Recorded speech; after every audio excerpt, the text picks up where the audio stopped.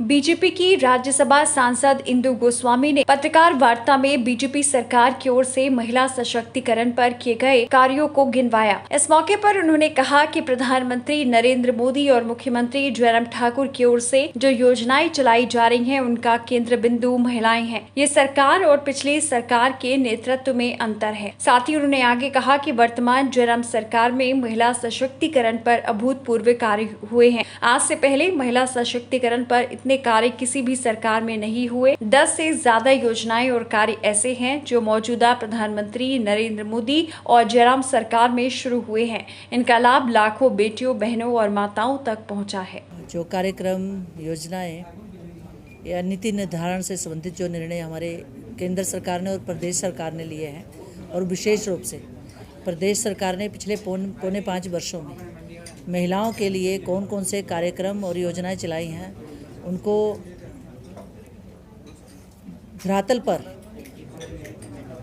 ले जाने का जो कार्य किया है, उसको लेकर आज मैंने प्रेस वार्ता की है और डिटेल में मैंने सारी बातें आपके सामने रखी और मैंने ये भी बताया कि क्या अंतर है पिछली सरकारों में और हमारी। पिछली सरकारें मतलब जब केंद्र और प्रदेश में कांग्रेस की सरकार रही। आपको पता है केंद्र में 60 साल से अधिक कांग्रेस का शासन रहा है और प्रदेश में भी 50 वर्षों तक जो है कांग्रेस का शासन रहा है। उनके टाइम में भी महिलाओं से संबंधित योजनाएं शुरू की गई थी, उनके समय में शुरू की गई योजनाएं और हमारे समय में शुरू की गई योजनाएं, इनमें बहुत अंतर है। हमारे समय में जो योजनाएं शुरू की गई वो सिर्फ नारों तक सीमित नहीं रही, उनको धरातल में ग्रास रूट तक पहुंचाने का कार्य हमारी केंद्र और प्रदेश सरकार ने किया है। और योजनाएं भी ऐसी लाई गई जो महिलाओं को आर्थिक सशक्तिकरण तो देती हैं, चाहे वो परिवार का आर्थिक सशक्तिकरण हो, चाहे वो समाज का आर्थिक सशक्तिकरण हो, साथ ही साथ उनको सामाजिक और राजनीतिक रूप से भी सुदृढ़ करती है। और मैंने प्रेस वार्ता के माध्यम से बताया कि 2 चीज़ों में महिलाएं हमेशा पीछे रहती थी, निर्णय लेने में और नेतृत्व करने में।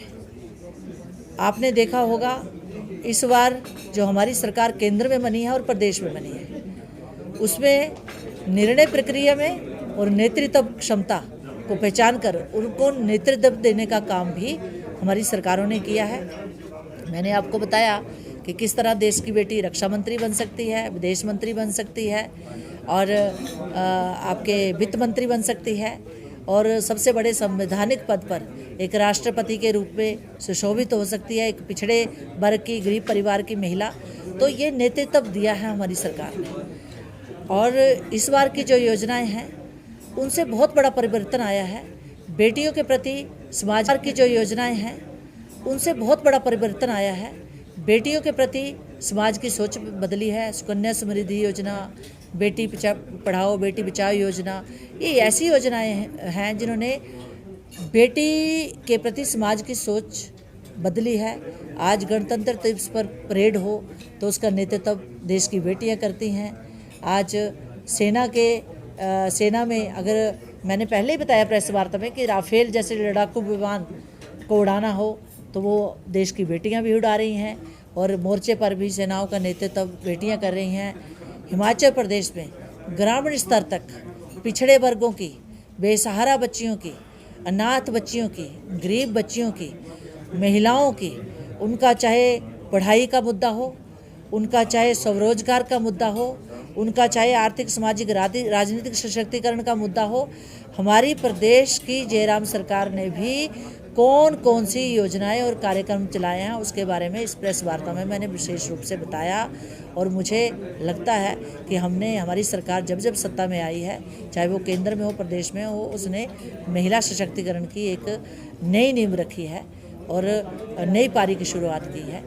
Himachal head neck hospital, making life beautiful. यहाँ आपको एक छत के नीचे मिलेंगी कई सुविधाएं, जैसे ENT क्लिनिक, डेंटल क्लिनिक, इसके अलावा यहाँ होती है सिर, गला और फेशियल रिकंस्ट्रक्टिव सर्जरी और सभी का उपचार मुनासिब दाम में किया जाता है। साथ ही हिम केयर और आयुष्मान कार्ड भी मान्य है ताकि आपको मिले बेहतर इलाज और आप जिए बेहतर जिंदगी। हमारा पता है Himachal head neck centre at doctor AS Thakur memorial multi speciality hospital near Nadaun Chowk, Hamirpur.